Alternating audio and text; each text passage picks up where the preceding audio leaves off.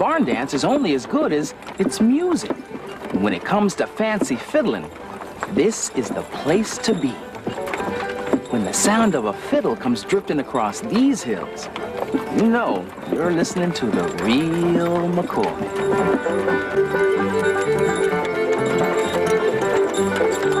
Ooh, Bill, whoa.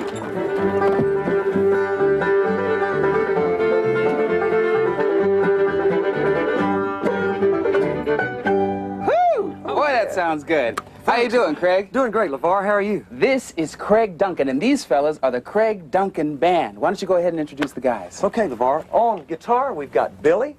Yeah. And on the banjo is Gene. Yeah.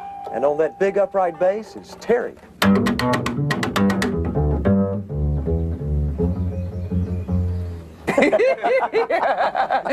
You know, Craig, all of these instruments sound so wonderful together. Is that what's known as the bluegrass sound? Yeah, it's been called bluegrass, and it's a kind of music that's just a folk music that's been passed down from father to son. Mm-hmm. And can any kind of music be played in that style? Well, let me take a song that you'll know. It goes like this.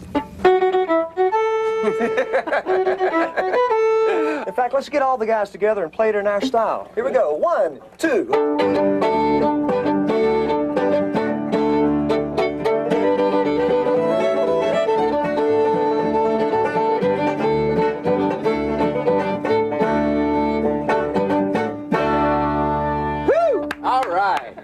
Now, you know, we don't want to be late, so we better get going. The dance wouldn't be very much fun without the band. All right. So let let's me get go. my things. Okay, do that. You know, it takes more than just great musicians to make that special bluegrass sound. It takes good instruments, too. And just an echo away lives a man who can take an ordinary hunk of wood and turn it into the sweetest sounding fiddle this side of the Mississippi. You guys ready back there? Ready. Here we go.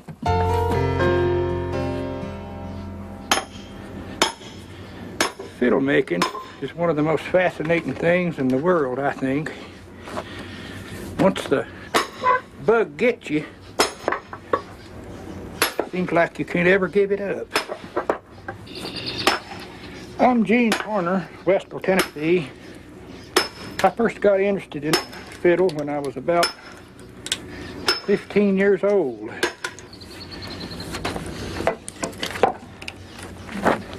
It really is something, I think, to go in the woods, cut a tree,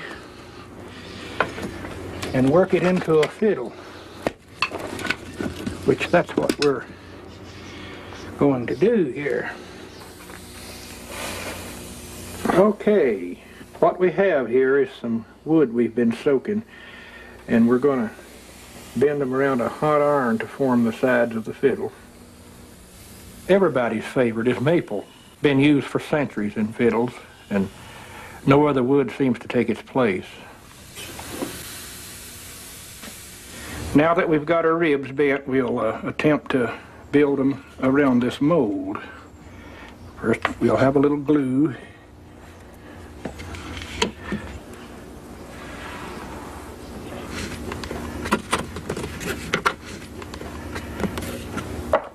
Clamp.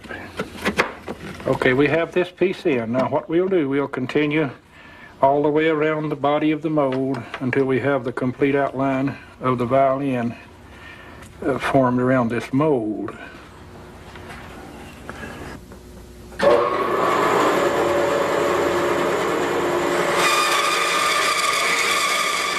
I have to make a certain type of saw cut a certain way with the wood to get the grain patterns that I want. By sawing it in half and then laying it over, the grain patterns will match on each side. We have these two pieces of wood that we have glued together, and what we're going to do is use our mold to draw out our profile.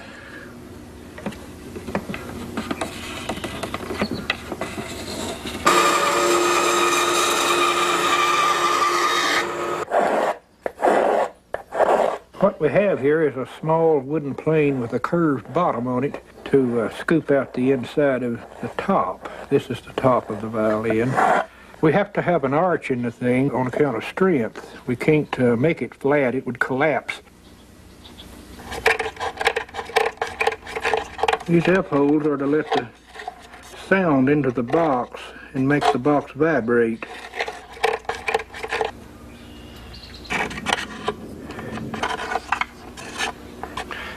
Okay, we have a top and back ribs. We're going to put them together.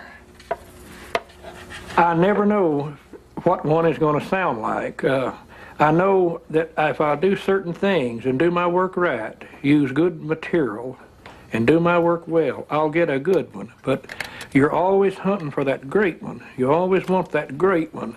About 1 out of every 25 maybe will be that just outstandingly great one.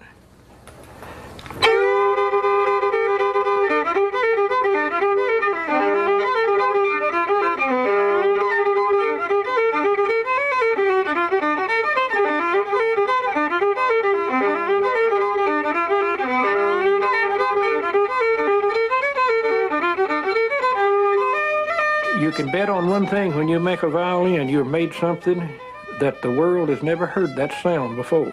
That particular sound. They've heard lots of sounds that resemble it, but it's not the same thing. They're all different.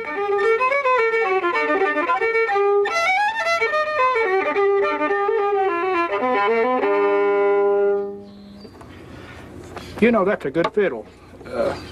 It's a great satisfaction to go into the woods and make something out of that, like that. That's a rough looking thing, but look what we come up with. And that's not the greatest fiddle I ever made, but it's a good one and will be better as the years go by.